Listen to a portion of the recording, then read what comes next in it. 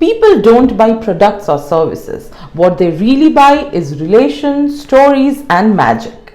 On that note, hello and welcome to the 4th episode of the ABM series.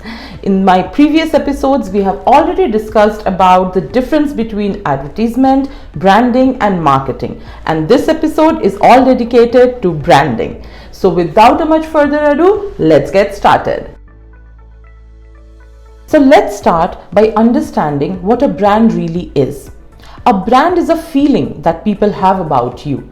In short, what people think, feel, and talk about your business establishes your brand. Doesn't matter whether you're a startup or you're a decade-old company. The moment you decide to establish your organization, you need to set your brand guidelines and document it. To set your brand guidelines, the first thing that you need to understand is the brand strategy process. And the brand strategy process is categorized into 3 steps or 3 important subcategories. Number 1 being the brand heart. And brand heart comprises of the purpose, vision, mission, and values of your organization. You need to document all these so that everybody in the organization are on the same page.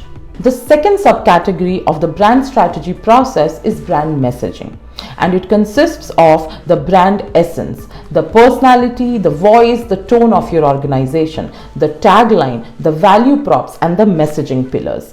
In short, brand messaging is what is responsible for the communication. How you communicate with people about your organization, about your products, your services is what brand messaging comprises of.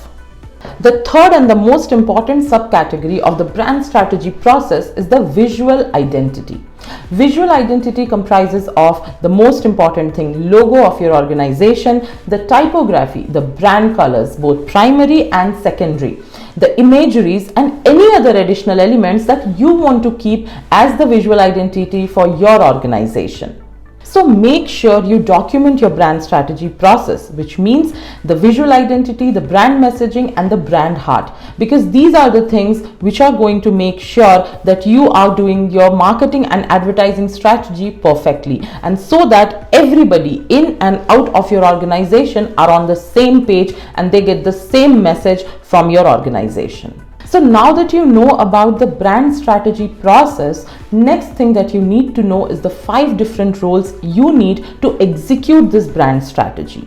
Number 1 is the brand shepherd, who aligns the brand and the business goals. Number 2 is the creative lead, who preserves the brand identity. Number 3 is the marketing lead, who aligns the marketing with your brand strategy. Number 4 is your culture lead, who cultivates the culture which reflects your brand values. And number 5th and the most important, the communication lead, who shares the brand knowledge so that everybody is on the same page and your brand becomes the brand it should be. So once you're done by understanding with your brand strategy process and documenting the brand guidelines, the next thing you need to do is to bring the brand strategy into life by executing it and by aligning it with your marketing and advertising strategies. So until now, if you haven't set your brand guidelines yet, what are you waiting for? Do it now. And I will see you in the next episode of ABM series, where I'll be talking about marketing.